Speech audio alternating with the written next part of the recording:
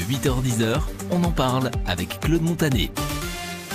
90% des cancers donc peuvent être guéris s'ils sont détectés à temps. Qui est concerné par le dépistage? Est-il fiable d'ailleurs ce dépistage? Comment se déroule ce dépistage? Le dépistage d'un cancer? Quelles sont les idées reçues par exemple sur la mammographie? Et puis quels sont les cancers les plus fréquents sur notre île? Quelles sont les causes de ces cancers? On en parle ce matin sur Réunion la Première. On en parle, vos appels au 02 62 99 2000 et vos SMS au 06 92 70 2000. Oui, parce que ça en fait des questions et vous êtes très nombreux à vous poser aussi des questions sur le dépistage de cancer. Nous sommes là pour répondre donc à toutes ces questions. Docteur Katia Slama, bonjour. Bonjour à tout le monde. Merci d'être là. Vous êtes médecin coordonnateur au Centre régional de coordination des dépistages des cancers. Autre invitée de ce matin, Elisabeth Techer. Bonjour. Bonjour. Bonjour à tous. Vous êtes l'auteur du livre 8 bougies pour la vie. Et dans ce livre, vous raconte le combat contre le cancer du sein. Et vous avez traversé de terribles épreuves entre chimiothérapie, la radiothérapie, mais aussi la mastectomie. C'est ça, donc l'ablation des seins. Et depuis 2015, vous êtes dans ce que nous appelons la période de rémission. C'est ça? Oui, rémission pour vous, mais dans ma tête, je suis guérie. Je me sens guérie, je me sens vivante. Et pas survivante, vivante. J'insiste parce que on est là. Même si on est différent, on est là. Et c'est mon message aujourd'hui que je veux passer en ce mois d'octobre rose. Le fait d'être là, de respirer, même si on est différente, c'est une chance. Au total, 30 séances de chimiothérapie, 56 de radiothérapie. Depuis donc 2015, vous êtes en rémission. Et ça va durer combien de temps? Comment? La rémission va durer combien de temps? Je n'ai pas posé cette question, oui, Claude, au médecin, mais je crois que c'est 10 ans. Il faut attendre. Je crois que là, il me reste 2 ans de contrôle régulier tous les 6 mois, là. Donc je crois que si je calcule bien, en 2023, je devais, si on tient compte du premier que j'ai eu, ce serait terminé la période de rémission. Mais après, j'ai pas posé la question, donc là je pouvais pas vous répondre. Oui. Docteur Katia Slama, la rémission, on parle parfois de 5 ans, c'est ça?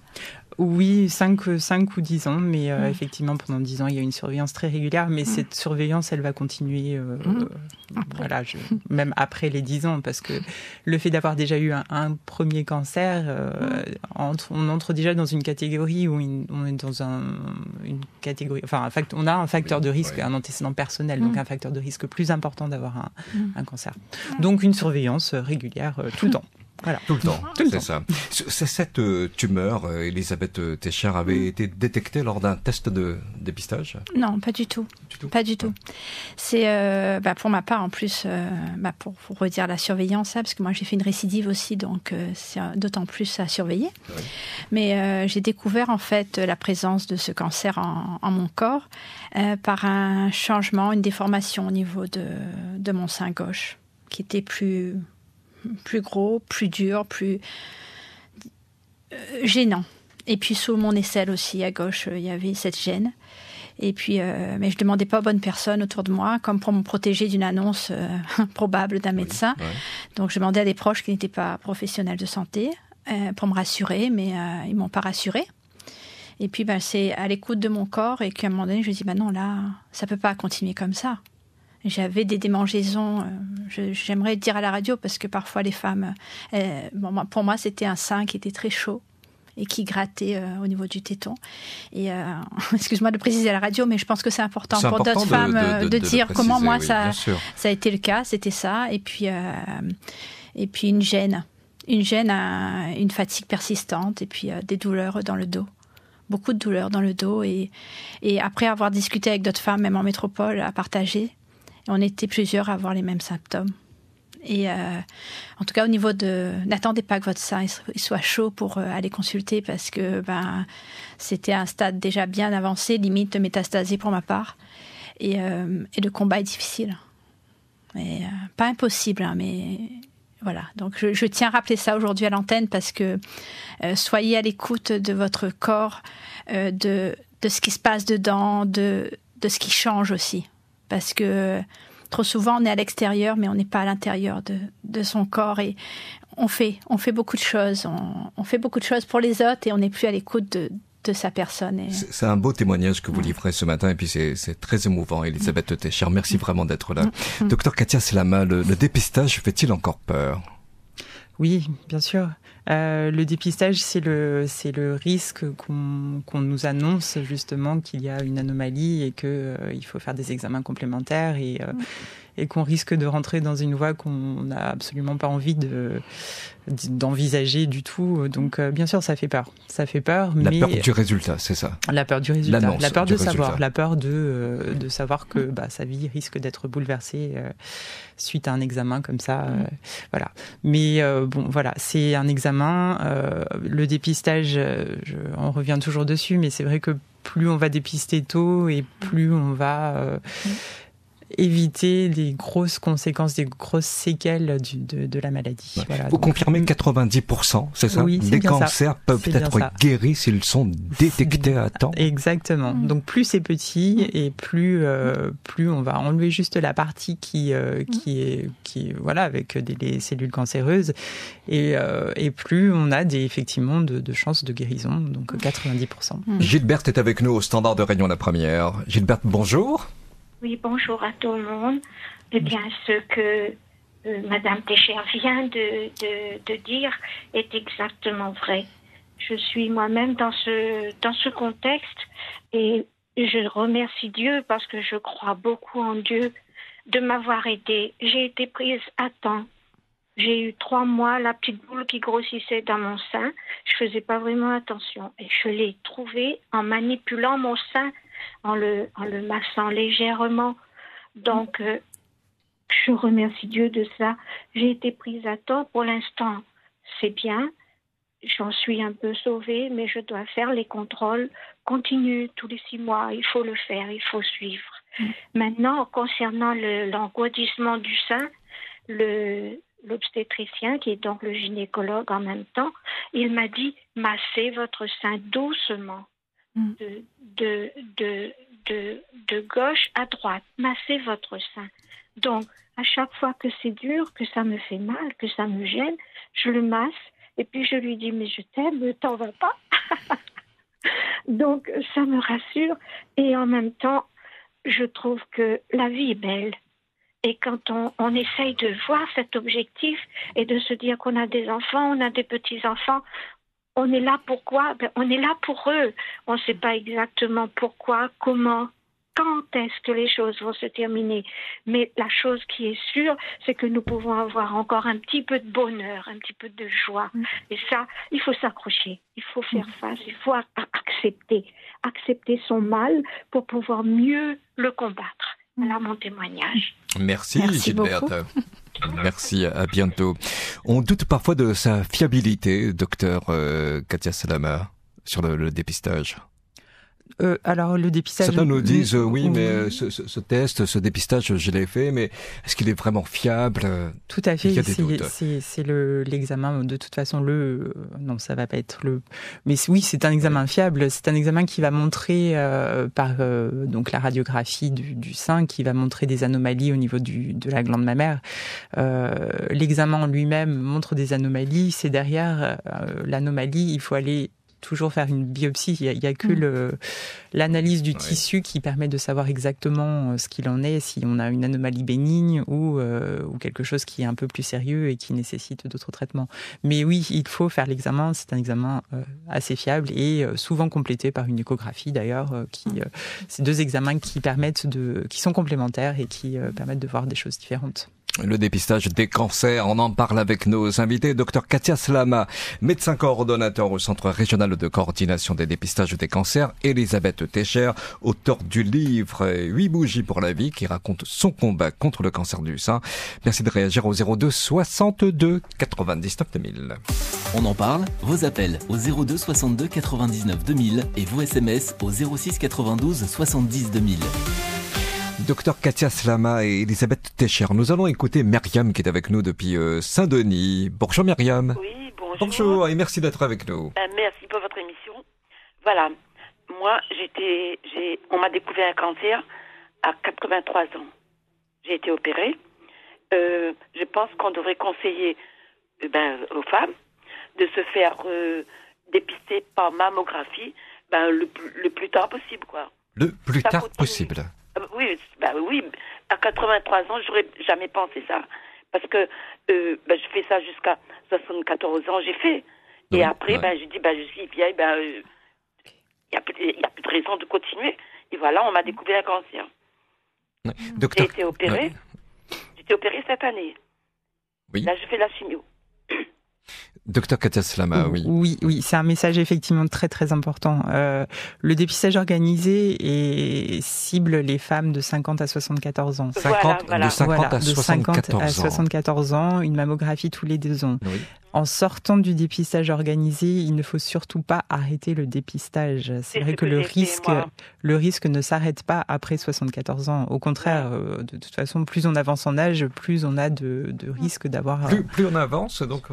Bien sûr, à partir de 50 ans, de toute façon, le risque augmente d'avoir un cancer et bien sûr, le risque augmente encore après 74 ans. Donc, il ne faut... Voilà, on en parle avec son médecin traitant parce que peut-être que c'est pas adapté pour tout le monde, mais il faut effectivement continuer, en parler à son médecin, savoir s'il est justifié et justifiable de continuer le dépistage, quel que soit le dépistage. On parle de la mammographie, mais aussi le dépistage du cancer du côlon et le frottis aussi, le dépistage du cancer du col de l'utérus. Moi, à partir de 74 ans, j'ai dit, c'est fini.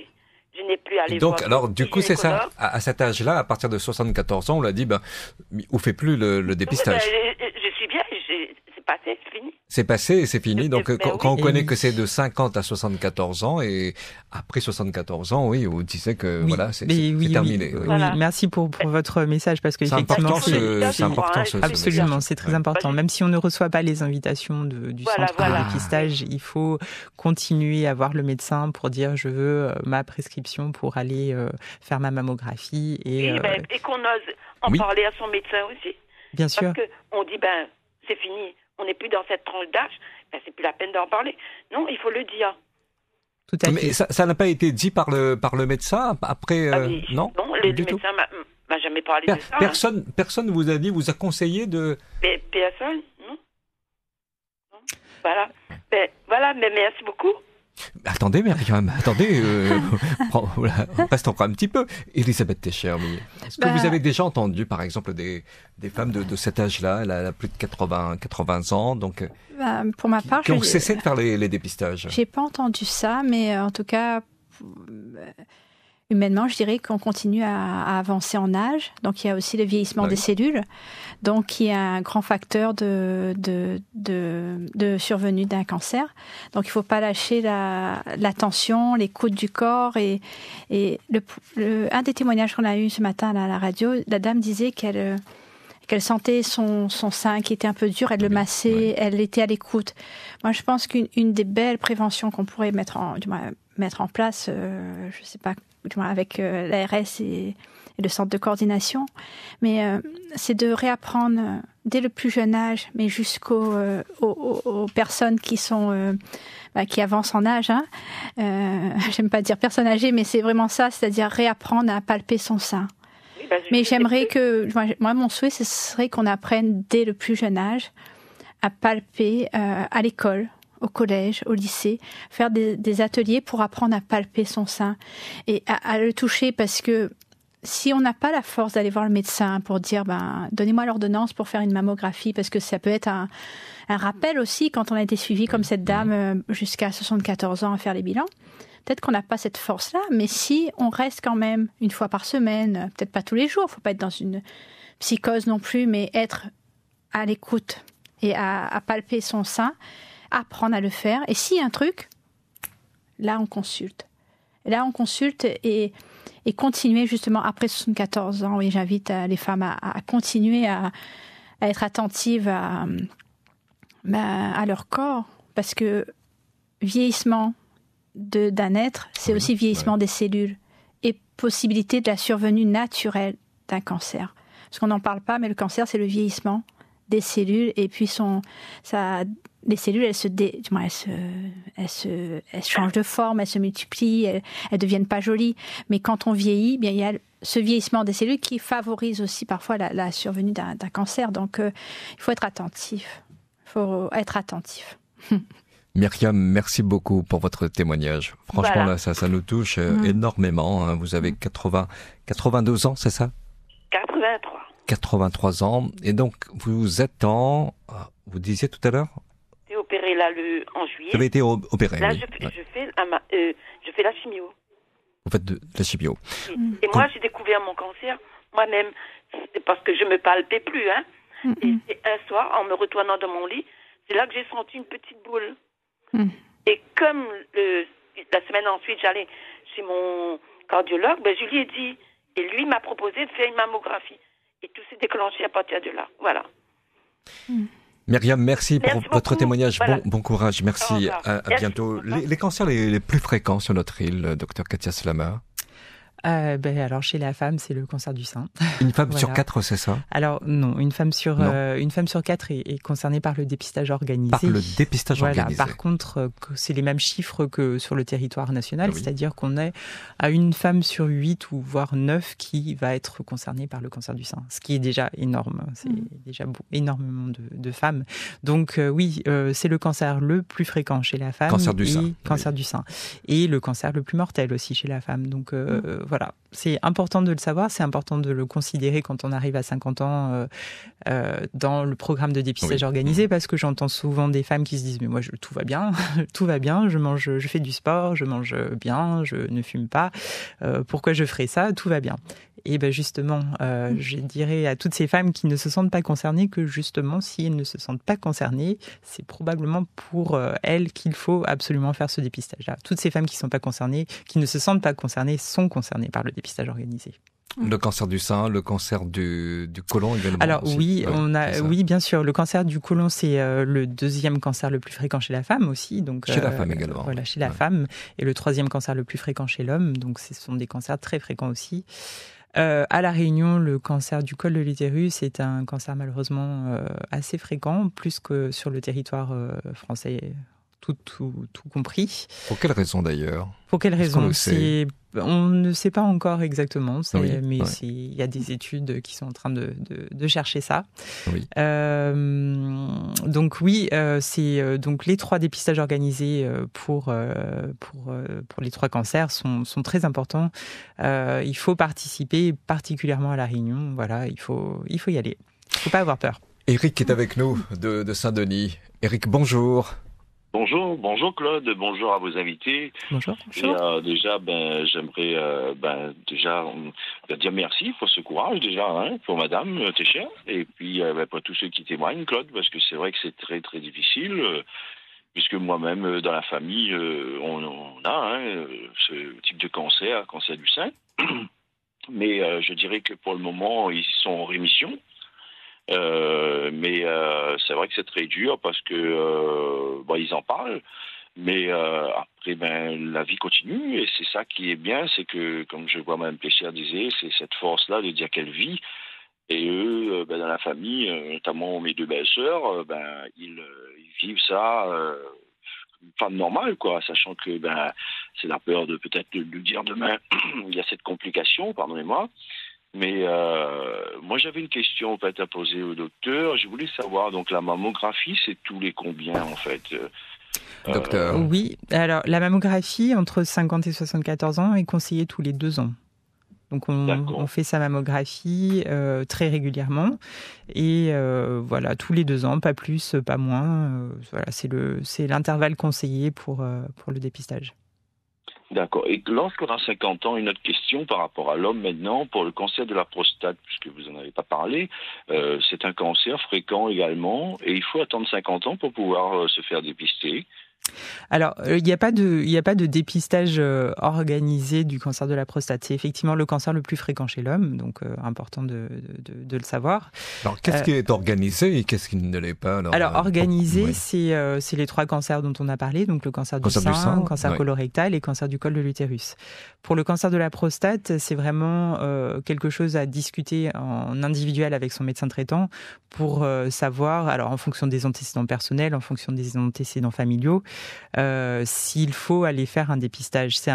Il y a eu beaucoup d'études sur ce dépistage-là, à savoir si c'était important de le faire. Voilà, c'est vraiment là, il faut simplement en parler à son médecin traitant pour savoir s'il faut faire les examens pour. Et si on n'en parle pas à là. son médecin, voilà, si c'est pas dans la discussion, si ça traverse pas l'esprit, docteur. Alors là, c'est peut-être au médecin de faire un petit check-up, notamment, arrivé 50 ans, de faire un petit peu le point sur tout ce qui peut exister, voilà, comme maladie. Donc, on ne parle pas que des cancers, hein. On fait un petit check-up pour le cœur, on fait un petit check-up sur le diabète. Arrivé 50 ans, c'est ça, hein? Oui, c'est vrai que 50 ans, c'est un petit peu Alors oui, c'est... Voilà. Ouais. Oui, ça peut être dur à entendre. On arrive à 50 ans. Je croyais que la vie démarrait à 50 ans. C'est ça, voilà. C'est vrai. La vie démarre avec une batterie de tests, Eric. Vous l'avez entendu. Voilà. Hein. Oui, mais comme moi, je suis dans cet âge-là. C'est pour ça que le cancer du sein, donc les femmes témoignaient en disant que la palpation chez l'homme concernant la prostate, c'est vrai qu'à 50 ans, on se dit il n'y a pas grand-chose, il n'y a pas vraiment de symptômes. On va faire le bilan et puis on va faire ce qu'on appelle pour détecter le cancer de la prostate. Je pense qu'il y a des méthodes, mais c'est le médecin généraliste d'abord pour donner déjà sa vision de son corps. Et moi je le fais, Claude, donc j'ai pas peur. Et puis je veux dire, il faut prendre soin de soi. Je pense que c'est le plus important aujourd'hui, quoi. Ouais, c'est important, c'est des messages importants que vous donnez ce matin sur Réunion la Première. Merci Eric. Merci Claude. À bientôt, merci à vous. Quelles sont un peu les idées reçues sur la mammographie, docteur Katia Slama? Alors, il y en a on dit que c'est désagréable. Oui, alors, c'est évidemment un examen. On touche à l'intimité de la bien femme. Sûr, oui. C'est un examen qui n'est pas confortable. Voilà. Ce n'est pas confortable. C'est pas confortable. Après, ça dure vraiment pas longtemps, donc il faut penser que c'est un petit moment désagréable à passer et qui peut avoir beaucoup de bénéfices. Donc pas se focaliser là-dessus. Et je pense aussi que, on en a parlé un petit peu, que le stress de l'examen peut rendre les choses un peu plus compliquées. C'est l'examen, le déroulement de l'examen peut être un peu plus mal vécu si on est très très stressé. Donc il faut y aller comme un geste qu'on fait pour soi et on y va de façon détendue au maximum. Oui, Elisabeth Techer. Oui, j'ai une image là pour nos téléphones portables, on fait des sauvegardes, parfois des données, les ordinateurs, etc. Ouais. Et j'ai envie de dire aux femmes que il faut, si on aime la vie et on veut rester en vie longtemps, il faut passer par cette étape-là de sauvegarde aussi, et par des examens qui sont pas forcément agréables. Mais c'est vrai que la posture, tout à l'heure on parlait, parce que quand on arrive dans cette salle pour faire la mammographie, on est debout, mais on a le bras qui tient en haut, et puis parfois, moi très souvent j'ai un peu mal au dos, mais je respire un bon coup, et puis après ça passe. Alors, qui est avec vous dans la salle? Il y a le manipulateur radio. Le manipulateur radio. Généralement c'est une dame, parce que là c'est le centre de la femme. Et donc, elle prépare la machine, mais les machines ont évolué par rapport à 2013. Aujourd'hui, quand je vais faire mon contrôle, je sens qu'il y a une autre machine. Donc, on m'a dit que ça avait changé, donc je comprends. Et j'ai moins mal. Et tout à l'heure, je parlais au docteur en disant que c'est vrai que quand on va faire l'examen, on est aussi dans une posture, c'est-à-dire qu'on est... On est peut-être soit tendu, soit pas trop, mais c'est important de dire au manipulateur ou peut-être plus le manipulateur, aujourd'hui je suis un peu tendu, donc je compte sur vous pour que l'examen soit doux. Ça coûte rien à dire.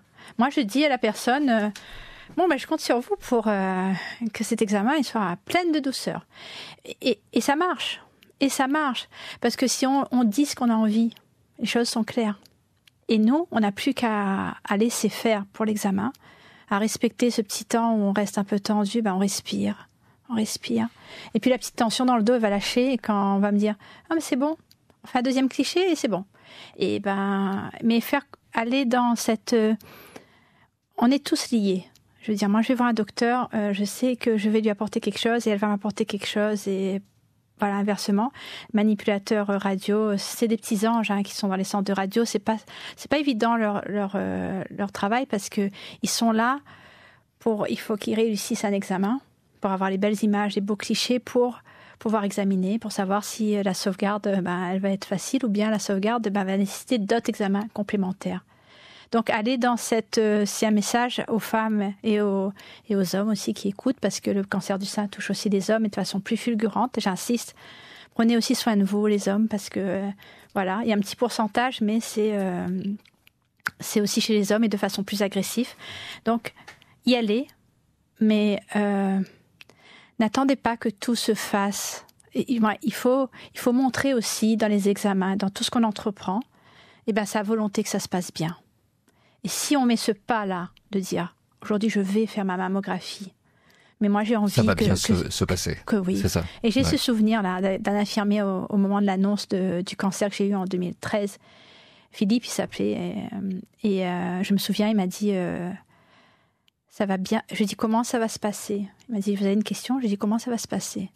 Il m'a dit, ça va bien se passer. Et les moments où ça allait pas, je me répétais ce qu'il me disait, mais ça va bien se passer. Et je donne un exemple. Parfois, on fait un compliment et on reçoit un compliment. Quand on fait un compliment à quelqu'un, la personne en face, elle n'est pas consciente de ce compliment-là. Mais quand on entend le compliment, quelques temps après, on réalise ce qu'on vient de nous dire. Et donc, pareil pour l'examen. Aller et être dans une démarche où on veut du doux. On mérite du doux. On fait juste attention à nous en faisant ces examens-là qui ne sont pas agréables. Mais je verbalise, je dis, je retrouve, mais sans peur de ce que l'autre va penser de nous. Moi, j'arrive en centre de radiologie à Saint-Denis, là, et je demande à un manipulateur, manipulatrice en tout cas, de dire je compte sur vous pour que plein de douceur. Que tout se passe bien. Docteur Katia Slama. Oui, vous en pensez quoi? C'est bien sûr, c'est pas qu'une question. S'il vous plaît, mais c'est important de rassurer les femmes qui nous écoutent ce matin. C'est une question de. Ça va bien se passer, oui. Bien sûr, il faut pas hésiter à communiquer avec la personne avec qui on est dans la salle d'examen, de dire, moi je suis stressée, j'ai très peur, parce que la personne, elle est là pour faire en sorte que tout se passe bien, donc. Et elle peut avoir des paroles rassurantes, elle peut avoir des gestes rassurants. Il faut communiquer, bien sûr. Et d'autant plus on est stressé, plus on est stressé, oui. Et il n'y a pas que ça dans la vie. Il y a l'examen qu'on doit faire, mais dans la vie d'une femme ou d'un homme, on va faire un examen, mais on a d'autres choses aussi. Donc il suffit que la journée a commencé avec la nuit, un enfant malade, etc. et tout ça. Donc ça, voilà. Donc il faut bien sûr. Avant d'avoir Virgile au téléphone, c'est Marie de la Plaine des Palmistes. Bonjour Marie. Bonjour. Bonjour à tout le monde. Bonjour. En fait, moi, je voulais avoir un renseignement sur le cancer des ovaires. Est-ce qu'il y a des symptômes? Est-ce que quand on fait son frottis chez le gynécologue, est-ce qu'il est en mesure de voir s'il y a un problème ou est-ce qu'il faut faire un examen particulier? Docteur Slama. Alors, des symptômes, bien sûr, il y aura toujours des signes. Il peut y avoir des signes généraux de cancer, c'est de la fatigue, de l'amaigrissement, de manque d'appétit. Après, au niveau des ovaires, ça peut être des douleurs un peu ciblées, un peu au niveau de l'abdomen, des écoulements. Enfin, voilà, il y a pas mal de symptômes qui peuvent faire penser à ça. Les examens, au niveau des examens, bien sûr, le gynéco peut faire un examen clinique et c'est peut-être l'échographie ou tout ce qui est imagerie qui va permettre de suspecter quelque chose. Et comme toujours, c'est uniquement l'analyse, la biopsie qui permettra de savoir exactement s'il se passe quelque chose au niveau de l'organe qu'on considère. Voilà. Marie, oui. En fait, je demande ça parce que j'ai souvent entendu dire que à chaque fois qu'on découvre le cancer des ovaires, il est déjà bien avancé, il est asymptomatique, donc comment savoir? Oui, c'est effectivement, c'est un peu ça, c'est que quand il y a des symptômes, c'est qu'on est déjà à un stade un petit peu évolué, donc c'est-à-dire que la tumeur, elle a pu grossir ou justement elle prend un peu de place dans la cavité abdominale et du coup ça fait mal, donc c'est effectivement, il n'y a pas de dépistage systématique de ça. Par contre, voilà, c'est important de penser à ça. Si on a déjà des symptômes, de penser, et puis surtout de ne pas attendre. C'est toujours pareil, hein, quel que soit l'endroit, le symptôme qu'on sent. Toujours ne pas attendre en se disant ça va passer, mais consulter assez rapidement pour faire tout ce qu'il faut pour en savoir plus exactement de ce qui se passe. Dès qu'il y a un signe anormal. Hein, dès qu'il y a un signe anormal, où on se dit ça j'ai jamais eu, j'ai jamais eu. Voilà. Ça c'est nouveau, ça c'est ça il faut se dire faut y aller. Oui. Marie, comme des petites douleurs par exemple. Oui, des douleurs, ça peut faire partie de symptômes, oui, tout à fait. Oui. Après, voilà, la douleur, c'est pas spécifique d'une maladie. Oui. Voilà, mais faire le bilan d'une douleur, c'est important. Ça permettra peut-être de découvrir des kystes ou ça peut être aussi des anomalies bénignes. Donc, mais il faut bilanter. De toute façon, dès qu'il y a quelque chose qui est anormal, il faut aller faire le bilan. Je vous remercie. Merci à vous, Marie. Merci. À bientôt. Virgile Duport, bonjour. Bonjour tout le monde. Bonjour, c'est Claude Montané. Oui, et c'est Virgile Duport. Oui, enchanté. Bonjour au docteur qui est là. J'aurais deux questions à poser. Concernant le cancer, c'est une maladie vraiment très dangereuse. J'ai eu l'occasion de côtoyer des gens qui avaient cette maladie-là. Et la question que je me pose, lorsqu'ils commencent à faire les traitements lourds, la chimio et la radiothérapie, c'est là qu'il y a la déchéance de ces personnes-là. Il y a la déchéance, les personnes maigrissent, il y a les cheveux qui tombent, très souvent on ne le reconnaît plus. Est-ce que dans les recherches de la médecine, il n'y a pas d'autres moyens pour essayer de trouver des moyens autres que ces traitements actuels? Est-ce que, d'après les dires des gens, il y a beaucoup de monde qui meurt, non pas par le cancer elle-même, mais par les traitements qu'ils n'arrivent pas à supporter? Ça, c'est ma première question. Alors, attendez, on vous donne la réponse de suite, docteur Katia. Les recherches, oui, elles sont tout le temps, les chercheurs, les scientifiques cherchent en permanence des façons de faire au mieux pour que les traitements soient les moins agressifs possibles et soient les plus ciblés possibles. C'est-à-dire qu'ils aillent uniquement tuer les cellules qui sont cancéreuses et pas toutes les cellules normales à côté. Et ça, c'est un enjeu permanent. Et l'exemple de la radiothérapie qui s'est beaucoup amélioré, ça c'est typiquement la radiothérapie. Avant, on faisait des irradiations sur une zone globale, alors que maintenant c'est beaucoup plus ciblé. Maintenant, on va vraiment cibler la radiothérapie sur la zone malade. Donc ça s'améliore. Effectivement, il y a toujours mieux à faire, donc on cherche. Malheureusement, pour tuer les cellules cancéreuses, c'est vrai qu'on utilise des traitements très agressifs et maintenant, il y a des terribles. Le corps supporte, c'est ça. Le corps supporte, mais avec sûr. des avec des hauts et des bas, bien sûr. Mais ce sont des appellations qui font quand même très peur. Radiothérapie, chimiothérapie. Bien sûr. C'est des traitements agressifs. C'est des traitements très agressifs parce que leur but, c'est d'aller tuer les cellules cancéreuses. Donc Après, maintenant, il y a des thérapies ciblées aussi. Ça utilise toute l'immunothérapie, les anticorps, les antigènes, etc. Tout ça qui vont aller directement sur les cellules cancéreuses. Donc, il y a des voies de recherche et on espère qu'à terme, on aura tous ces moyens pour aller vraiment sur la cellule qu'il faut cibler et pas toutes les autres à côté. Votre deuxième question, Virgile. Cette fois-ci, ça concerne... Moi-même, je suis intéressé par ça. Je dois dire au niveau du dépistage du cancer de la prostate. Tous les ans, par exemple, je fais un examen. On m'envoie faire l'analyse du PSA. Est-ce que le PSA est fiable?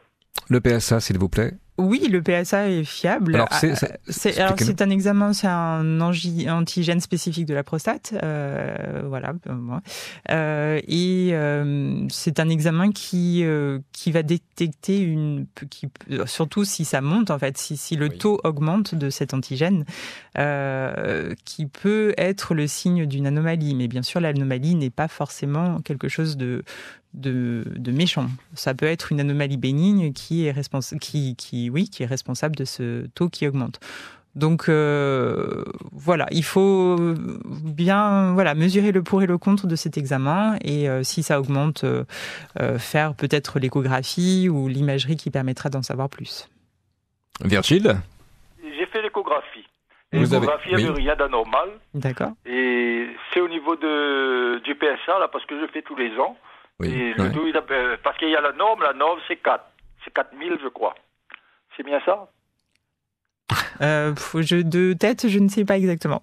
Oui. Je sais pas. Et c'est-à-dire, on n'est pas en dessous, on est en dessous de ce qui est prévu là dans les analyses. Ouais. Le cancer le dépistage de la prostate, c'est tous les quand? Virgile. Moi, je fais tous les ans. Tous les ans, vous le faites? Oui. Ouais. Et vous en parlez avec votre médecin? Oui, j'en parle à mon médecin parce que voilà, depuis 15 ans, je le fais. Continuez à en parler avec votre médecin. Et puis, tout à fait. Et puis les taux, si vous êtes sous le taux, c'est bien de continuer à surveiller ça simplement et pas. Dans les analyses, on dit que j'ai une hypertrophie. Oui, de la prostate. Oui, tout à fait. C'est très fréquent. Ça peut être responsable d'une augmentation du taux de PSA. Là, c'est totalement bénin. Il n'y a pas c'est pas du tout à risque de cancer, ça. Donc, c'est plutôt rassurant, en fait. Merci, Virgile. Merci à vous. Merci vous-même. À bientôt. De votre travail que vous faites. Merci. À bientôt. Nous écouterons Mélinda de Saint-Paul, juste après Yves qui nous attend à Saint-Gilles. On arrive à quel Whopper Savourez les inforoutes avec Burger King. Yves, la route littorale, il ferme à 11h tout à l'heure. 11h30, s'il vous plaît. 11h30, oui, ça sera fermé de chaque côté. En attendant, on revient sur un accident qui s'est produit, mais c'est terminé à la sortie du boulevard Sud sur le début du pont Vincennes. Un véhicule a fait une perte de contrôle. Je sais pas trop comment il a réussi à faire son compte, mais enfin, il était abîmé une partie avant. Les secours étaient sur place et là, on vient de bouger le véhicule pour le mettre hors chaussée. On l'a sans doute reculé et donc les deux voies sont libres maintenant. Il y aura un petit peu moins de difficultés pour quitter Saint-Denis vers l'ouest sur cette partie ouest du boulevard Sud. Alors ça a suscité forcément une curiosité de l'autre côté, des embouteillages avant le pont Vincennes. Par curiosité en direction de l'Est avec encore des tranchées d'ailleurs, tranchées côté montagne encore chargées. Ça va mieux côté Sainte-Marie, Sainte-Suzanne surtout, les bouchons à hauteur de l'échangeur des Jacques surtout et avec quelques zones roulantes pour aborder le chef-lieu. Sur la route du littoral, c'est Ravine-à-Malheur pour le début des bouchons. On est redescendu à hauteur de l'échangeur de Plateau-Caillou sur la fin de la route des Tamarins. Attention parce qu'il y avait un véhicule qui était sur bande d'arrêt d'urgence après l'échangeur de l'Ermitage. Alors c'est peut-être celui qui avait été signalé en voie de droite tout à l'heure et puis qui a pu rebouger, mais j'ai l'impression qu'il avait perdu une roue. Enfin, le véhicule était un peu de travers, en penchant vers l'avant. Des bouchons toujours dans la ligne droite du gouffre de l'étang Salé en direction de Pierrefonds, alors que la descente du tampon, elle, s'est libérée. Enfin, quand même une bonne nouvelle. Et puis oui, on rappelle cette information à 11h30, on ferme côté possession, on ferme côté carrefour de la route de la montagne, donc de chaque côté de la corniche. Le temps d'évacuer les voitures, ensuite une purge qui peut durer ça peut être très rapide pour une réouverture, mais en tout cas si vous pouvez éviter de venir sur la région nord en provenance de l'ouest ou partir vers l'ouest entre 11h30 et 12h30, n'hésitez surtout pas à le faire. Et puis en ce qui concerne mes contrôles, mon cher Claude, si vous posez la question, oui, coloscopie, fibroscopie et contrôle de la prostate, tout va bien pour moi, merci. On arrive à quel Whopper Savourez les inforoutes avec Burger King. Tous les dimanches, retrouvez le magazine politique de La Première.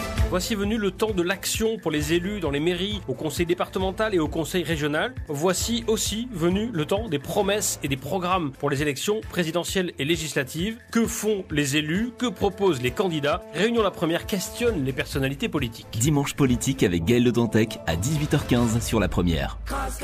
Tous les jours sur La Première, c'est Zot qui cause. C'est les toits Calbassier. Avant, ici c'était les champs de canne. Kavigan, c'est qui? Il y en avait plusieurs usines sucrières dans le sud. On emmène à nous a dit, devant l'église très connue, comment il appelle ici? Notre-Dame de la Gueule Rouge, c'est un petit endroit après Brassec. Du nord au sud, de l'est à l'ouest, dans tous les quartiers, nous emmène à Zot. Redécouvrez la Réunion avec Jackie Revel. C'est Zot qui cause sur La Première. Suivez ces Zot qui cause avec nouvelle Citroën C4. moulez ensemble avec 16 autres qui causent et Orange. Orange. Votre émission Ces autres qui causent avec Petit Gourmand. Des saucisses cocktails et des plats cuisinés aux saveurs traditionnelles. On en parle, vos appels au 02 62 99 2000 et vos SMS au 06 92 70 2000. Le dépistage des cancers, on en parle ce matin sur Réunion la Première. Mélinda de Saint-Paul, bonjour. Bonjour. Oui, Mélinda, nous écoutons. Oui, alors en fait, moi je voulais juste intervenir puisque j'ai régulièrement des kystes à la poitrine. Régulièrement. Disons que ça se manifeste comme ça sans... donc au début, les médecins m'ont demandé si c'était lors de la période d'ovulation, mais c'est pas le cas. Ça peut être ça peut durer facilement 3 semaines, 1 mois, puis ça revient au bout de 6 mois. Voilà, donc ça fait terriblement mal où je suis obligée de mettre, même en temps normal, un soutien-gorge de sport pour bien soutenir la poitrine. Alors, par contre, moi, ce qui me fait, entre guillemets, un petit peu peur, c'est que du côté de la famille de ma mère, en fait, il y a une tante et un oncle qui ont eu des cancers. Donc, alors on me dit que comme ce sont des kystes, normalement, j'ai pas trop à m'inquiéter, que quand on a des kystes à la poitrine, on n'a pas de cancer du sein. Alors, bon, je trouve ça... voilà, je sais pas trop quoi en penser. Maintenant, j'ai 46 ans, du coup, je suis obligée de penser en fait moi-même à demander une mammographie, puisque c'est pas systématique du coup. Et c'est vrai que là, je pense que ça doit faire au moins 2 ans et demi, 3 ans que je l'ai pas faite. Oui, alors oui, vous parliez notamment d'un terrain familial, oui. Le docteur Katia Slama, oui. Oui, ouais. tout à fait. Alors, vous parlez dans sa famille, oui, il y avait des... Oui, alors la première chose, c'est les kystes, effectivement, c'est bénin. Mais par contre, ça n'exclut pas d'un cancer qui ne sont pas liés aux kystes, qui sont simplement liés au fait que on arrive à 50 ans, que comme tout le monde, on vieillit et voilà. Donc les kystes en eux-mêmes, c'est bénin, mais ça se surveille régulièrement. Juste pour s'assurer que ça grossit pas trop, que ça voilà. Et à côté de ça, il y a la glande mammaire elle-même qui peut être sujette à un cancer. Donc à partir de 50 ans, si tout va bien entre-temps, si les kystes ont disparu, vous pouvez attendre 50 ans. Par contre, c'est bien de faire des petites échographies peut-être de temps en temps pour surveiller les kystes et voilà. Et puis par rapport aux antécédents familiaux, pardon. Oui, bien sûr, ça c'est important de le savoir, d'y penser. Si on a des antécédents familiaux, de commencer une surveillance avant 50 ans. On n'attend pas le dépistage organisé. Elle a 46 ans. Donc, 46 ans, oui, tout à fait. Et déjà des mammographies, apparemment, vous êtes déjà suivi régulièrement, en fait. Mélinda, oui. Oui, suivi, je peux pas vraiment dire ça. En fait, c'est moi-même où je me dis là maintenant 2 ans ou 3 ans sont passés. Il faudrait que je demande donc en général j'ai mammographie et échographie. Oui, c'est ça. Mais c'est moi qui en prends l'initiative, mais j'ai ces kystes là depuis plus de 5 ans quoi. Ouais. Mélinda, ça très bien, il n'y a pas de... Mélinda, s'il vous plaît, restez avec nous. Nous allons continuer à en parler. 8h-10h, on en parle avec Claude Montanet. Le dépistage des cancers, on en parle avec vous au standard de la première et aussi avec nos invités qui sont en studio. Dr Katia Slama, médecin coordonnateur au Centre régional de coordination des dépistages des cancers. Elisabeth Techer, auteure du livre 8 bougies pour la vie, qui raconte son combat contre le cancer du sein. On en parle, vos appels au 02 62 99 2000 et vos SMS au 06 92 70 2000. Elisabeth Techer, on nous demande si le livre est encore disponible, s'il vous plaît, en librairie. Ah oui, il est disponible dans toutes les librairies de la Réunion. Et puis, j'ai une bonne nouvelle. Je serai prochainement dédicace à la fin octobre dans le Sud Sauvage. dans une médiathèque. Donnez le nom de la médiathèque, s'il vous plaît. Oui, bien la sûr. médiathèque du Sud Sauvage, celle qui m'est chère parce que c'est un celle lieu... Celle de Saint-Philippe? Non, de Saint-Joseph. De Saint-Joseph. Médiathèque du Sud Sauvage, le 30 octobre. Le 30 octobre. Oui, à quelle heure? J'ai pas encore les heures confirmées, mais je confirmerai ça. Je mettrai en public sur ma page Facebook. Elisabeth Técher. Voilà, mais ce sera un moment de partage pour une transmission, un cœur à cœur, pour continuer à faner des roses là, pour octobre, mais pas seulement pour octobre, pour tous les jours. 8 bougies, pardon. Alors oui. Pourquoi ce titre? 8 bougies pour la vie, parce que ce titre m'est venu dans une nuit de douleur. J'étais à ma 8e chimiothérapie sur les 30 que j'ai eues. Oui. Et c'était un appel à écrire. Et puis j'ai eu les chapitres du livre. J'ai eu la 4e de couverture, à l'exception d'une phrase « Et si derrière la mort se tenait la vie, saurions-nous la reconnaître ?» Parce qu'en fait, après avoir traversé la mort, j'ai ressenti beaucoup de vie, beaucoup d'amour. Et depuis, pour moi, c'est légitime d'être là, de partager, de donner ce que j'ai reçu. Parce que c'est ça qui a été mon carburant, l'amour, la joie, parfois des moments d'entendre un ami. D'ailleurs, je pense qu'il est à l'écoute. Olivier, si tu es à l'écoute, tu m'as apporté beaucoup de joie pendant les traitements et beaucoup d'amour quand j'en avais plus. Et donc, c'était vraiment ça, des personnes sur ma route qui n'étaient pas forcément à mes côtés présentes, mais dans mon cœur. Oui. Et je pense qu'il faut se souvenir dans ce moment de traversée dure du cancer, pour celles qui traversent en ce moment, pour celles qui sont encore en train d'attendre un résultat, un diagnostic qui est en train de se faire, dans l'attente du diagnostic aussi, c'est pas évident. Pendant ce moment-là, pensez au meilleur moment de votre vie.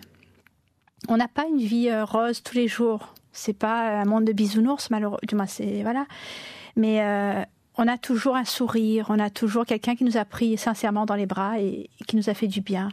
Ou quelqu'un qui était juste là à nous écouter tel qu'on est. Et ça peut être un enfant, ça peut être une grand-mère, ça peut être un ami, ça peut être une odeur, une couleur. Mais souvenez-vous prenez le temps de vous rapprocher de ce souvenir-là, pardon, et faites-le revivre en vous. Et vous allez y arriver. Moi, c'est ce qui m'a sauvée. Je me suis souvenue d'un moment très, très doux de ma vie. Et à un moment où réellement, il n'y en avait plus de doux dans ma vie. C'est un moment très dur. Et j'ai pensé à ce moment-là, très, très fort, pendant une vingtaine de secondes. Et puis après, je suis allée mettre ce sentiment-là à l'endroit où ça me faisait mal. Pas forcément aux cellules cancéreuses. Parfois, parce que le cancer, le traitement du cancer, comme vous l'avez précisé, les chimiothérapies, il y a des effets induits. Quand on rentre dans un traitement de chimiothérapie, le premier jour de la chimiothérapie, moi j'ai vécu comme si j'étais plus dans mon corps. C'est quelque chose de très particulier parce qu'on est bouleversé des cellules et tout ça là, et ça, on n'a même pas le sens de l'équilibre, c'est compliqué. Hein. Et en tout cas pour moi ça a été comme ça. Et c'est important de ranimer une affaire de miel, de doux, de ce qu'on aime, de ce qu'on a aimé, même s'il n'est plus là aujourd'hui, mais au moment que c'était, c'était là, et c'était vivant, et c'était sincère. Donc, rapprochez-vous de cette petite flamme qu'on a tous en nous, qu'on a tous, et je dis bien tous, parce que madame qui écoute et que m'y connaît quelqu'un qui écoute là aujourd'hui, ou peut-être plusieurs, mais espère plusieurs. Parce que c'est pour ça que j'ai accepté l'invitation de Claude ce matin, et je serai toujours là pour transmettre ce que la vie m'a donné, parce que je suis en vie, mais pour une chose, c'est d'aimer et de transmettre ce que j'ai reçu, parce que c'est ça qui m'a fait tenir debout. Merci Elisabeth, merci beaucoup. Nous allons retrouver notre auditrice Mélinda de Saint-Paul. Vous êtes toujours avec nous ? Oui. Oui, Mélinda, vous avez 46 ans, c'est ça. Donc vous parliez de ces kystes tout à l'heure et vous parliez aussi des antécédents dans la famille. Oui. Oui. Et docteur Katia Slama, donc vous conseillez c'est ça, de continuer les dépistages? Oui, tout à fait. C'est bien sûr justifié de commencer le dépistage avant 50 ans. Et à 46 ans, je pense que c'est justifié de refaire un petit contrôle, surtout si ça fait 2 ou 3 ans que vous l'avez pas fait. Oui. Et en fonction du contrôle, de suivre un petit peu les indications du radiologue et de votre gynéco ou de votre médecin traitant derrière pour le suivi. Donc soit un contrôle à 50 ans, soit vous refaites à 48 ans et puis vous voilà. Après 50 ans, le dépistage organisé. Elisabeth, oui. Oui, je voulais juste dire un petit message pour Mélinda. Hein. C'est bien ça votre prénom? C'est ça. Oui, c'est ça. En fait, j'ai envie de vous dire de vous faire confiance. Parce que le docteur, il a ses connaissances et qu'on a besoin d'eux, hein, c'est sûr. Mais faites-vous confiance parce que le corps vous donne des messages et passez pas à côté. Même si le message qu'il vous donne n'est pas forcément agréable. Mais accordez un petit regard, un petit clin d'œil à ce message qui vous donne votre corps là. Et prenez soin de vous. Si vous voulez échanger plus longuement qu'à la radio, vous pouvez me contacter sur les réseaux sociaux Elisabeth Técher et je vous diffuserai un peu plus. Mais prenez soin de vous. Ce que j'entends là, c'est que qu'est-ce qu'il y a, voilà, quel que soit votre chemin là, mais faites-vous confiance. Et votre corps, il vous parle et même si parfois, vous savez, je fais le corps et l'enfant un parallèle là, mais parfois un enfant il crie, mais parfois un enfant il sourit aussi. Donc prenez le temps d'écouter ce que votre corps est en train de vous dire. Et voilà, prenez le temps. Prenez le temps pour vous. Hein? Mélinda. Voilà, Mélinda. Merci beaucoup. Merci à vous. Bonne journée. Bonne journée à vous. À très bientôt. Merci encore. Anésie qui nous dit je pense que tous ces traitements sont dangereux pour le corps. On parlait tout à l'heure de chimiothérapie, de radiothérapie. C'est fait pour tuer, nous dit Anésie, parce qu'ils détruisent toutes les cellules. Docteur Slama. Oui, c'est effectivement ce que j'ai déjà dit en fait. C'est des traitements agressifs, donc ils vont agir bien sûr sur les cellules anormales, celles qui se multiplient un peu trop rapidement et qui sont responsables du cancer, et ils vont avoir des effets sur des cellules absolument normales. Donc c'est tous les effets secondaires qui découlent d'une chimiothérapie. Donc oui, c'est des traitements agressifs, mais on en sort.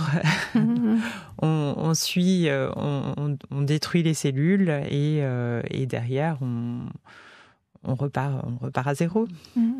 Exactement. Ouais, c'est Elisabeth, oui. Je vais vous avez fait de la chimio, vous avez fait de la radiothérapie également. Hein. J'ai fait des Alors pourquoi les deux d'ailleurs? On nous demande pourquoi chimio et aussi radiothérapie. Parce que quand je suis arrivée quand l'analyse était après la biopsie, les nombreuses biopsies que j'ai faites et les examens, le check-up là du départ, et il fallait faire vite.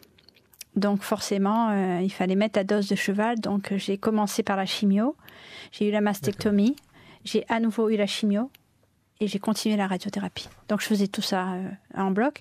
Mais la chimiothérapie, c'est un traitement lourd. Hein, et d'où l'importance de se dépister. J'insiste. De se dépister, mais le dépistage commence à la maison déjà. À prendre du temps pour soi, à écouter son corps. Et s'il y a quelque chose qui n'est pas normal, on y va et on ose demander au médecin. Et le médecin, il n'est pas contre nous, il est avec nous. Et voilà. Ce quelque chose qui n'est pas normal, c'est cette boule, c'est ça, pour qu'on sentirait sous le bras, docteur Slama? Ça peut être beaucoup de choses. Ça peut être beaucoup de choses. Ça peut être beaucoup de choses. Ça peut être effectivement la boule qu'on sent sous le bras ou dans le sein. Ça peut être un écoulement anormal, un écoulement mammaire anormal. Oui.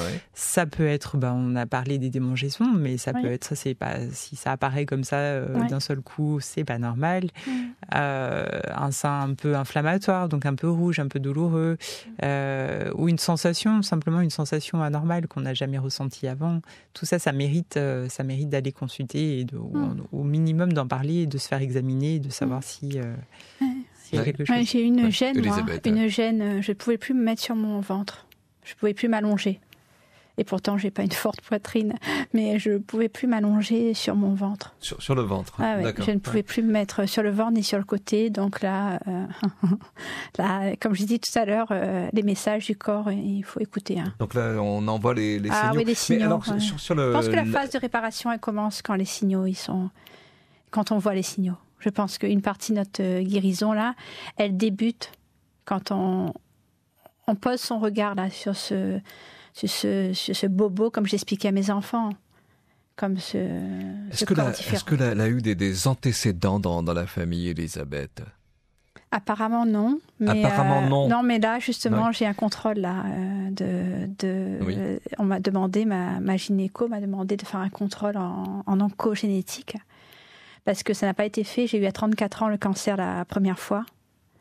Donc après, j'ai eu une récidive 2 ans après. Donc la dernière fois. Donc je dis la dernière fois. Et là, on me demande de contrôler pour savoir s'il y a des gènes, chose qu'on n'avait pas faite. Donc là, je rencontre prochainement un oncogénéticien pour savoir si c'est génétique ou pas. La forme que j'ai faite parce qu'elle était agressive, moi, la mienne. Vous l'avez eu le cancer à l'âge de 34 ans. 34 ans, donc vous n'étiez pas concerné par le dépistage à partir de 50 ans. Non, j'étais pas concernée, mais c'est pour ça que j'insiste aujourd'hui. Hein, vous allez dire que je répète la même chose, mais vraiment écouter son corps et s'il y a quelque chose de différent, c'est pas porter attention parce que c'est pas prenez le temps de consulter. C'est pas grave. Du moins, vaut mieux consulter et dire qu'il y a rien que de pas consulter et dans 3 mois c'est pire. Le conseil, le conseil docteur, c'est si vraiment dans la famille, on a des antécédents, même à 20, 25 ans, 30 ans, il faut consulter, donc il faut se faire dépister, c'est ça? Oui, c'est le tout à conseil fait. qui est donné. Alors en fonction des antécédents, hein, si c'est vrai que oui, en fonction, on est bien d'accord, oui. Voilà, un grand-parent, une grand-mère qui aurait eu un cancer du sein à 80 ans, c'est pas du tout la même chose qu'une mère qui a eu un cancer du sein à 50 ans ou à 48 ans. Donc voilà, il faut faire le point avec son médecin, mais une relation de premier degré avec un proche qui a eu un cancer du sein, c'est généralement une indication de commencer une surveillance avant 50 ans. Donc on n'attend pas le courrier du centre de dépistage, mais on va plutôt chez son médecin, chez son gynéco, et on repart avec une prescription pour commencer une surveillance bien avant. Très bien, donc le dépistage, tous les frais sont pris en charge, hein, c'est pas... La mammographie est prise en charge à 100%. À 100%. Hein. Posez toutes les questions à nos invités, Dr Katia Slama et Elisabeth Techer. Il est question ce matin du dépistage des cancers. Avec la crise Covid, est-ce qu'il faut être vacciné? Il faut le pass sanitaire pour aller Absolument faire pas. le dépistage, pour docteur. toutes ces femmes qui ont peur et qui se disent moi je peux pas y aller, si vous pouvez y aller. Le pass sanitaire n'est pas du tout obligatoire. Il est pas dans les cabinets de radiologie. Juste le masque, c'est ça? Le masque, il y a le gel hydroalcoolique qui sert aussi. Donc toutes ces mesures et tous ces gestes barrières sont respectés et la vaccination n'est pas demandée. Ouais. Est-ce que vous avez noté depuis la crise Covid que les gens ne répondent pas aux invitations? J'entends encore des dames qui disent ah non, moi je veux pas y aller. Si maintenant il faut y aller, tout est fait pour que vous soyez en sécurité dans les cabinets de radiologie. Donc pas de souci, faites le dépistage si vous l'avez pas fait depuis plus de 2 ans. Effectivement, au début on savait pas trop, on avait un peu peur. Maintenant, c'est tout protocolisé. On sait exactement comment faire pour éviter que ça se transmette. Donc, il faut y aller. Il ne faut pas avoir peur. Et c'est plus une excuse de se dire non, il y a le Covid, je peux pas y aller. Mais si, il faut y aller. Et puis le manipulateur, hein, c'est ça comme on l'appelle. Il a le grand sourire. Hein, c'est... Absolument. Oui. Dans la salle, oui. C'est ça. Oui, derrière son masque, pour le coup. Derrière son masque, derrière le masque. Il y a les yeux qui brillent, il y a les yeux qui sourient. Oui, on voit qu'il est souriant. Mais généralement, c'est une femme. C'est une femme, oui. Pour les examens, en tout cas pour la mammographie, c'est généralement des femmes. Et Arrivé, et puis si le corps est un peu crasé, si le moral est un peu bas, il n'est pas trop haut, il arrive à tout le monde, hein, même le manipulateur, même le docteur, quand il arrive pour travailler, il n'est pas en super forme. Donc c'est OK. Alors, il dit aussi que les froids, quand on plaque le sein, et alors racontez-nous là, parce que on n'arrive pas trop à comprendre. Est-ce que c'est froid, qu'est-ce que ça veut dire? C'est froid. C'est une machine, hein, c'est une machine. Oui. C'est une vitre qui va venir se poser sur. Déjà, on pose le sein sur un niveau de. Bon, dommage, pour ça que c'est pas dans le studio, hein, mais bon, hein, pas tout le monde en a l'avantage. Donc voilà. Donc on pose le sein sur la machine. Ces détails sont importants. Pourquoi je vous les pose, Elisabeth et Dr Slama, parce qu'on reçoit des messages et les gens nous disent oui, mais ça se passe comment et à quoi ça ressemble? Qu'est-ce qu'on y fait dans cette salle? Est-ce que c'est vraiment une femme qui manipule ou alors est-ce que c'est un homme? Non, alors soyez rassurés. Rassurons les auditeurs, les auditrices, s'il vous plaît. Oui. Alors on arrive dans cette salle d'examen avec cette impatience de faire l'examen. Et avec dans le cœur, envie de dire, m'y rajoute de la joie, parce que je vais à un examen, mais je vais avec mon sourire, parce que j'ai envie qu'on me dise que pour ma part, il me reste un seul, donc dans mon sein, tout va bien. Donc j'arrive, et puis là, je regarde avec un grand sourire sous mon masque, bien sûr, la manipulatrice, et je lui dis, tout en douceur, hein, je compte sur vous tout en douceur. Et là, comme il connaît la machine maintenant, donc malheureusement, je m'approche de cette super machine qui est grande, donc c'est comme un genre de poteau, un peu, voilà. Et il y a une plaque. Pas très joli apparemment. Non, c'est pas très joli, c'est pas glamour, mais on vient poser avec la manipulatrice qui aide, donc on se positionne. Et là, je trouve que la machine a changé parce que avant c'était pas comme ça, mais là, elle est un petit peu plus, on va dire entre guillemets, confortable. On pose le bras en hauteur et le sein est posé sur une plaque. Et là Claude, c'est là que tout le monde appréhende là. C'est le moment où la plaque en verre vient doucement écraser cette jolie poitrine qui reste. Parce qu'on écrase donc, on va venir écraser. Ouais. Mais je précise, j'ai fait une récemment. Et je peux vous assurer que la peau, elle est élastique et ça va revenir dans sa forme habituelle. Donc, toutes les femmes et voilà, les bonhommes qui écoutent aussi, mais de toute façon, il revient, il écrase.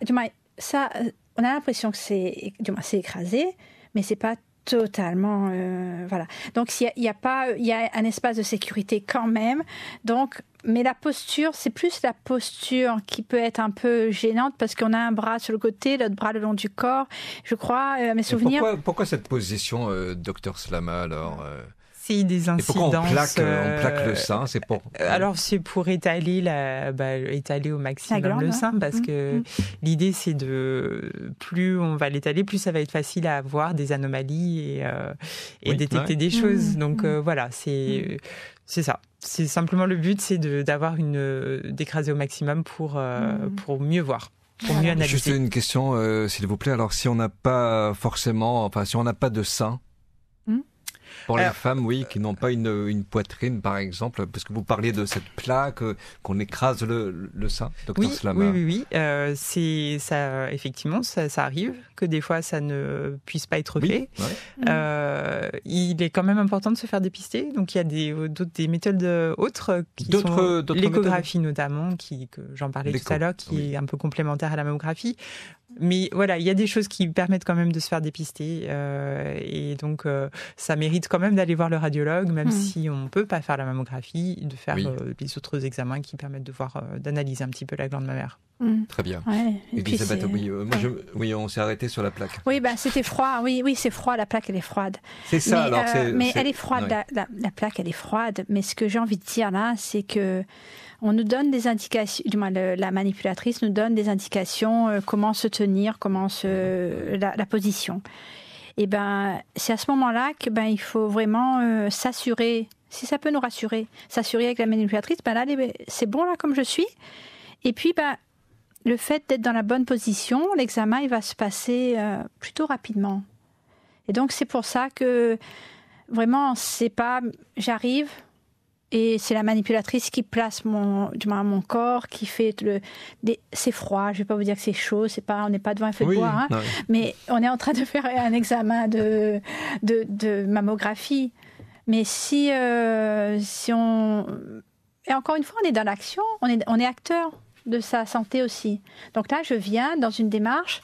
Je prends soin de moi et je suis en train de vérifier si tout est ok. Et si c'est pas ok, il y aura une équipe autour de moi qui va m'accompagner dans ce protocole.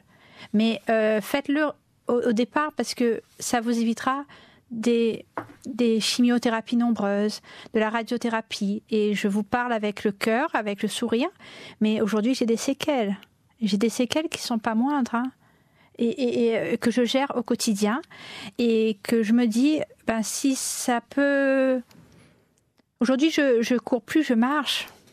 Et j'aimais courir avant, et voilà, donc je reprends progressivement. Mais je veux dire, c'est pour éviter la rééducation, pour éviter encore d'autres soins, parce que le corps, après, il sera fatigué, il sera essoufflé des traitements. Et ça peut être contraire à l'approche thérapeutique, c'est-à-dire, on a eu beaucoup de traitements, on n'en veut plus. On ne veut plus parler de médicaments, on ne veut plus parler de traitements. C'est parce que c'est lourd, et puis c'est alors lourd. aussi c'est lourd. C'est contraignant. Et c'est cette crainte-là d'avoir encore. Docteur Raphaël Waro, la présidente du Centre régional de coordination des dépistages des cancers, disait que, elle était chez nous récemment, donc au JT, et puis elle disait que combien de femmes sont arrivées en disant j'ai senti quelque chose et ça les a sauvées, docteur Slama. Donc c'est important vraiment. Elle insiste sur le fait de se faire dépister, de se palper aussi les seins. Oui. C'est vrai que on entend souvent, notamment pour les moins de 50 ans, qui ne sont pas rentrés dans le dépistage organisé, qu'à un moment ou un autre, elles ont senti sous la douche la petite boule, ou elles ont senti sous le bras, il y avait quelque chose, et que ça a été le début de tout leur parcours de maladie, de cancer du sein. Donc oui, il est important de se toucher, de se toucher les seins, de se palper. Par son médecin traitant aussi. Alors le médecin traitant, bien sûr, on fait un examen clinique une fois par an, c'est important. Le gynéco le fait, les sages-femmes aussi peuvent bien sûr faire tous ces examens. Un examen clinique une fois par an. Et puis, soi-même, encore une fois, on le fait pas tous les jours, ça ne sert absolument à rien. On le fait même pas toutes les semaines. Oui, c'est ça. Il faut pas rentrer dans la psychose non plus de. Parce que c'est pas un geste qui. Pas que tous les jours là sous la douche, c'est pas ça. Très bien. Non, une fois tous les quelques mois, voilà. Une fois tous les quelques mois. Voilà. Vous entendez bien, s'il vous plaît, c'est une fois tous les quelques mois. Marie de la Plaine des Cafres, bonjour Marie. Bonjour. Oui, bonjour. Oui, parce que moi, je fais tous mes tests et tout, ça va pour le moment. Je suis quand même une aînée maintenant. J'attends encore quelques années, je ferai plus, parce que je pense que c'est jusqu'à 75 ans les tests. 74 ans, moi j'avais noté. Ah, 74. Oui, mais est-ce que vous avez entendu notre auditrice de tout à l'heure? Oui. De 83 ans. Oui, c'est vrai. Oui, parce que là vous dites que oui, alors à 74 ans, ça y est, ça veut dire que je ne fais plus de dépistage. De mammo, c'est ça. Docteur Slama. Oui, vous ne recevrez plus nos invitations, effectivement, parce que nous, notre tranche d'âge s'arrête à 74 ans, mais vous-même, il faut voir avec votre médecin, il faut du coup lui demander la prescription, parce que le risque ne s'arrête pas. C'est pas parce que vous ne recevez plus nos invitations que le risque de cancer. Oui, moi je pensais que les cellules, comme c'est pratiquement au niveau diesel, donc je disais que il y avait plus de risque de cancer, plus de risque de grosses maladies. Ah j'aimerais bien vous dire ça, mais non. C'est bien que j'ai appelé, comme ça je sais, parce que les docteurs oui, Marie. Oui, Marie. Et puis je voudrais vous dire, moi je râle toujours quand je vais faire mes mammos. Et je leur dis, mais pourquoi vous ne faites pas ça au laser? Pourquoi il n'y a pas ceci? Pourquoi il n'y a pas cela? Parce que vous voyez, ça fait un peu mal, mais c'est le fait de voir son sein comme une feuille de papier. C'est traumatisant. Je dis, mais comment il va faire pour reprendre sa place? Mais c'est magique, parce que du moment qu'on enlève le truc dessus, ça reprend sa forme, vous voyez? C'est comme quand on a un bébé, c'est pareil. Mais c'est quand même, on se dit peut-être que, moi je leur pose toujours des questions, pourquoi on ne fait pas ça, on ne cherche pas autre chose, quoi. Je trouve que Marie, vous en posez trop de questions d'ailleurs. Non, Marie, mais c'est important, et il faut l'entendre aussi, hein, nous sommes bien d'accord. C'est que pour vous, c'est un moment plutôt traumatisant. Et ça, vous le dites, ça. Oui, c'est Marie. ça, oui. Marie? Oui, mais après, on sait que... Non, moi, c'est uniquement parce que je vois que mon sein, il est comme une feuille de papier. Et là, je dis... Oh! Et puis, après, on s'habitue. Et puis, il y a aussi des petits trucs. Par exemple, des fois, on a le docteur, on fait la visite, on fait la mammographie, et puis, il nous dit d'attendre dans la salle d'attente. Et en fin de compte, à un moment donné, il arrive, ou bien c'est l'assistant qui arrive et dit « Oui, Madame X, vous pouvez revenir ?» Et là, dans la salle d'attente, il y a un silence qui se fait. On se dit « Qu'est-ce qui se passe ?»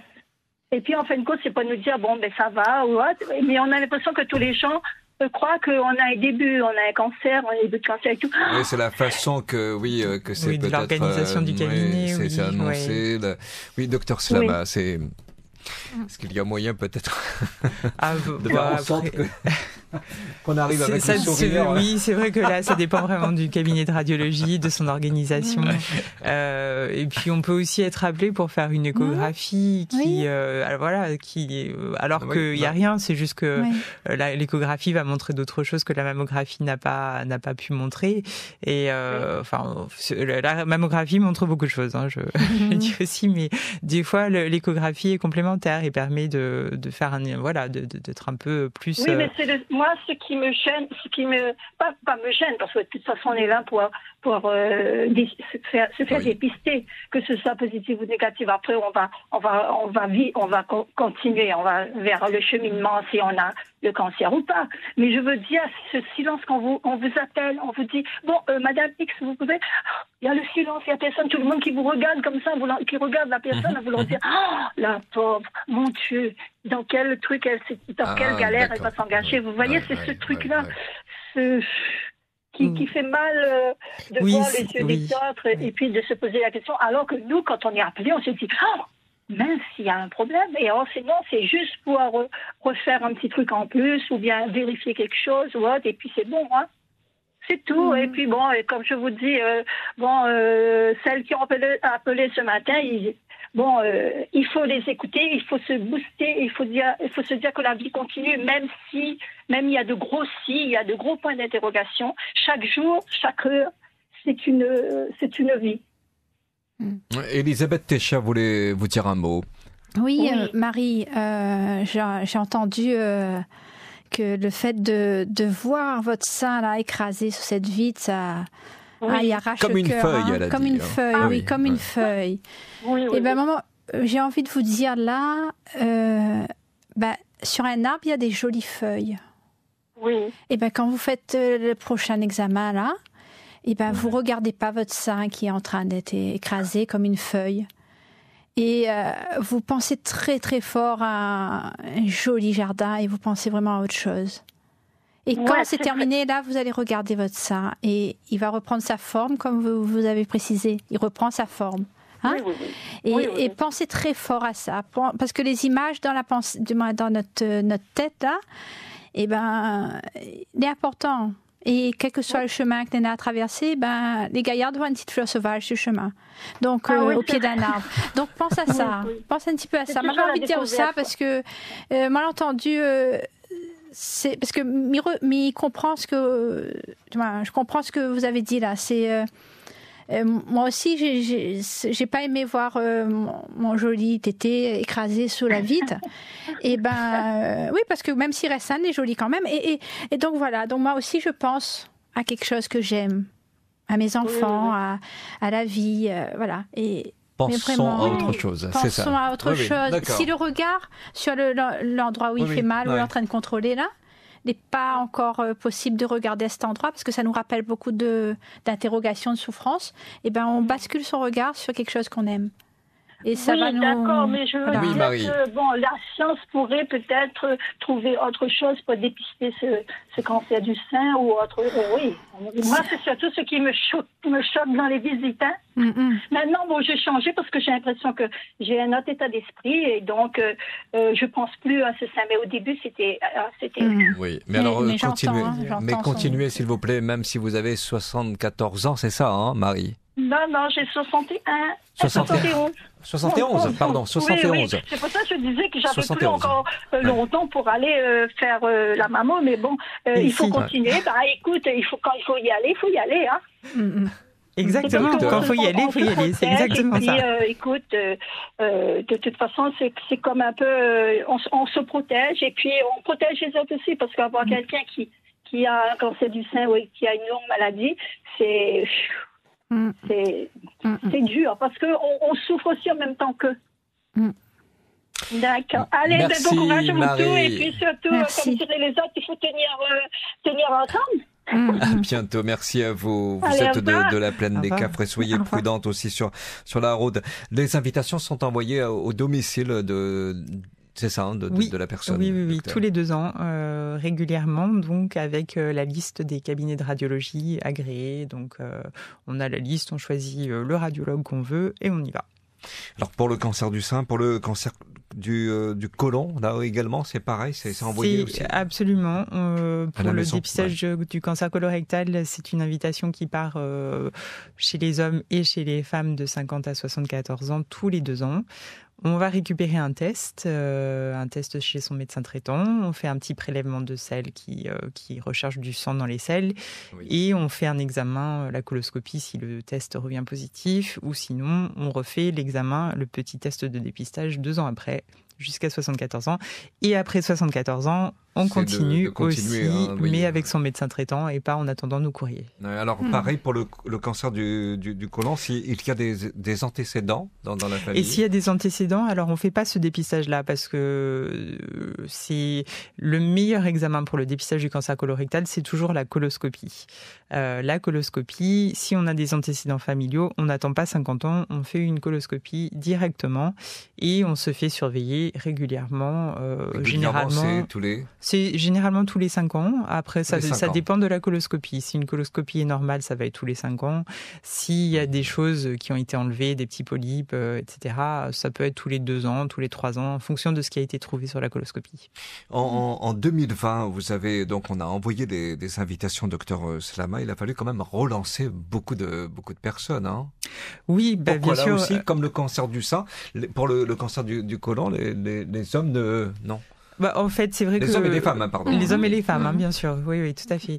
Ne se bousculent pas un petit peu au portillon, quoi. Alors, il y a eu une reprise. On est quand même content de savoir qu'après, on a arrêté les dépistages parce que tout le monde était confiné, que les cabinets de radiologie et les médecins, c'était juste pour les urgences, juste pour les...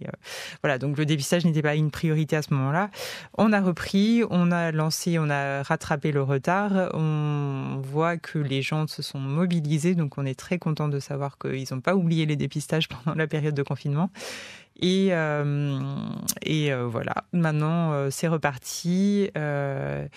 Alors pour toutes les personnes qui n'auraient pas éventuellement reçu l'invitation, n'hésitez pas à nous appeler ou à nous contacter pour re-rentrer dans le circuit. C'est très important. Vous l'avez entendu, les cancers du sein, les cancers du colorectal, ce sont des cancers qui sont fréquents. Donc voilà, si vous êtes concerné, si vous avez 50 ans ou plus et que vous n'avez pas d'antécédents personnels, pas d'antécédents familiaux, c'est pour vous et il faut les faire. On a l'impression que tant que nous peut éviter le dépistage, nous évite le docteur. C'est ça ? Oui, mais même si le courrier arrive à la maison. C'est ça. C'est vrai que ce courrier, je pense que c'est vrai, on prend pas le temps de le lire en fait. C'est vrai que c'est intéressant de savoir. C'est pas très joli non plus avec dépistage des cancers juste en haut. Puis, comme ça. C'est vrai qu'on entend des fois, surtout. Vous prenez la lettre, vous mettez dans un coin. C'est ça.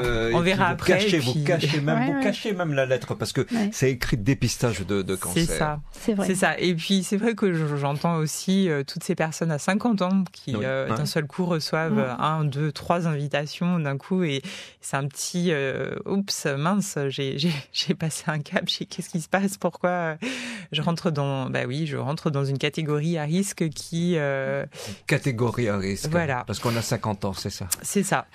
Et oui, l'âge, c'est un facteur de risque du cancer. Et voilà, c'est pas quelque chose on peut rien y faire. Voilà, l'âge, le sexe, si on est une femme, et on y a risque d'avoir le cancer du sein.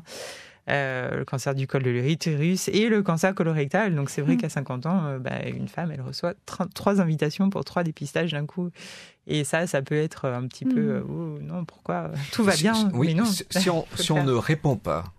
Si on ne répond pas à l'invitation. Alors, tant que nous, on ne sait pas, on continue d'envoyer des invitations. Ah, d'accord. C'est-à-dire qu'il y a une invitation à 50 ans, une relance quelques mois après. S'il n'y a pas eu de réponse, à 52 ans, hop, une invitation qui repart. Et voilà. Si vous ne voulez pas vous faire dépister, c'est bien d'en parler à son médecin, expliquer un petit peu pourquoi. Et puis, c'est bien aussi de nous dire à nous, pourquoi derrière le courrier d'invitation, il y a les raisons pour lesquelles on ne souhaite pas ou qu'on ne peut pas, parce qu'on a des antécédents familiaux, personnels, on ne rentre pas dans le cadre du dépistage organisé. Il faut nous répondre qu'on arrête de vous envoyer des invitations. C'est important que absolument. Vous puissiez avoir au moins un retour sur est-ce qu'on continue de vous inviter ou pas.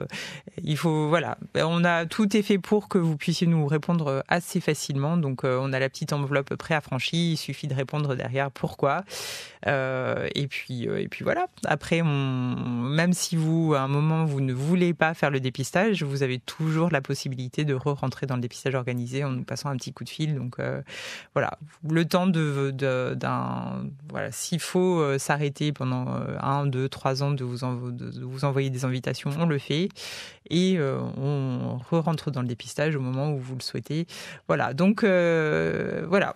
Donnez-nous vos retours sur ces invitations, qu'on sache un petit peu. Elisabeth Técher, comment faire en sorte que notre regard change aussi sur le dépistage?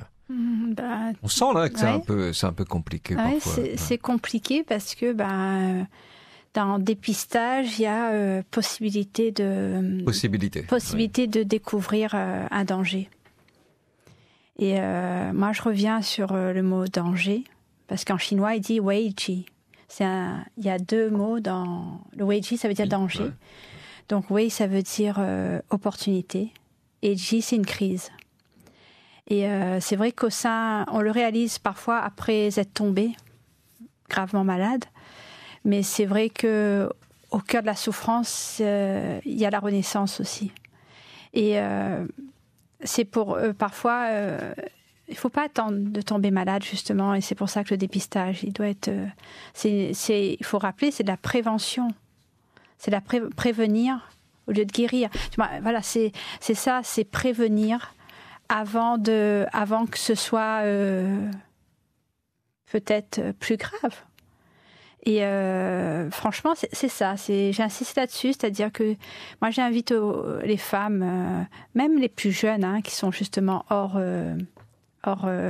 parcours de dépistage organisé, d'être attentives à ce qui change dans le corps et de ne pas s'affoler. Parce que la peur est légitime. Je ne dis pas que moi, je n'ai pas eu peur. J'ai eu très peur. Mais il faut poser ce regard-là, de dire, ok, là, je vois qu'il y a quelque chose qui ne va pas, mon sein, il est un peu tort, il est un peu plus gros, il a un petit peu mal, j'arrive plus à me mettre sur mon ventre, il est chaud, ça démange, j'ai grosse fatigue. Oui, mais je fais quoi avec ça, là? Je vais rester dans un terrain d'angoisse? Oui, non. Et justement, le fait d'aller dépister, c'est pas d'aller contre sa nature. C'est de dire, là, ma nature me donne des signaux, et je vais voir si, lors des examens, donc le dépistage je parle du cancer du sein, parce que c'est celui que j'ai traversé et que j'ai, entre guillemets, expérimenté les traitements. Donc, aller au dépistage, c'est faire une démarche pour soi. La seule personne avec qui on est sûr de faire sa vie, c'est nous-mêmes. La première personne qui va prendre soin de nous, c'est nous-mêmes. Donc, il faut être dans une démarche d'action, d'être acteur de sa santé et de se dire qu'on ne sera pas tout seul dans ce chemin-là. Parce que même si ça bouleverse, le cancer, ça bouleverse tout, la famille, le travail, tout. Mais on ne sera pas tout seul. On sera sur un protocole de soins, moi je dis sur un chemin de la guérison, sur un chemin visant à la guérison. Ce n'est pas toujours le cas, mais c'est un chemin. C'est un chemin qui nettoie. C'est comme pour un jardinier, une terre qu'on va défricher. Le fait de faire des chimiothérapies, de la radiothérapie, oui, ça abîme les cellules. Mais c'est la seule solution là pour, dans le cas des cas, on va dire entre guillemets, urgents, critiques, mais où il faut ce processus-là. Et vous allez signer votre livre le 30 octobre à la médiathèque de Saint-Joseph. C'est ça. Oui. On n'a pas l'horaire, mais vous donnerez des informations sur votre page. Je ne préfère pas communiquer, Facebook, donc je vais confirmer ça. Et puis, et vous dire une belle nouvelle qui se tiendra bientôt sur l'île. La 2e édition de la baignade Tout à l'eau, avec ou sans Lolo. Avec ou sans Lolo. Que j'organise pour les femmes amazones comme moi, pour celles qui manquent un morceau aussi, pour celles qui ont encore les deux, et celles qui se sont faites reconstruire. Un moment de baignade, maillot de bain, mais sans la prothèse externe. Et puis pour celles qui sont reconstruites, telles qu'elles sont, reconstruites. Et pour faire ce pas pour soi, aller à la plage comme tout le monde, vivante. Et ensemble, parce que c'est pas évident de repartir dans la vie normale après le cancer. Il y a le pendant et l'après. L'avant, on s'en souvient, mais le pendant et l'après, c'est difficile. Donc moi, j'accompagne aujourd'hui pour aider les femmes à regagner confiance en celles qu'elles sont devenues. Et merci pour ces femmes. Et vous en parlez tellement bien, Elisabeth Téchière, auteure du livre 8 bougies pour la vie. Merci à vous. Merci, Dr Katia Slama, d'avoir été avec nous ce matin sur Réunion la Première. Vous êtes médecin coordonnateur au Centre régional de coordination des dépistages des cancers. Oui, le cancer, on peut le guérir s'il est pris à temps. Et si vous êtes invité à faire un dépistage, s'il vous plaît, ne manquez pas le rendez-vous. Sortez cette lettre que vous avez reçue et puis allez-y, s'il vous plaît. Retrouvez votre émission. On en parle sur le site de Réunion la Première. On en parle, vos appels au 02 62 99 2000 et vos SMS au 06 92 70 2000.